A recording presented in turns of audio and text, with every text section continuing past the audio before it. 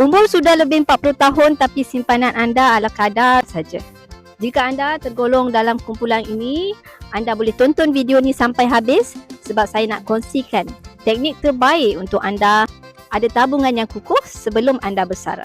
Kebiasaan orang yang berumur 40 tahun ke atas sudah ada pekerjaan yang stabil, tetapi masalah terbesar mereka adalah komitmen bulanan yang tinggi dan tidak mampu untuk menyimpan. Jadi perkara pertama untuk anda buat adalah kaji semula perbelanjaan bulanan anda supaya cuba hidup di bawah kemampuan dan ajak isteri atau suami untuk sama-sama bantu tambahkan simpanan.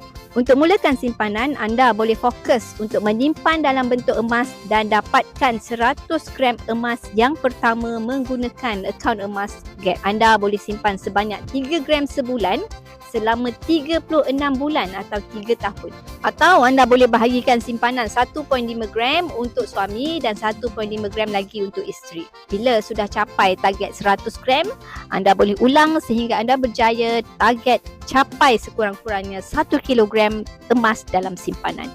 Bersedia untuk mulakan tabungan emas hari ini? Klik link di bio untuk daftar akaun secara percuma. InsyaAllah saya akan bantu anda sebaiknya.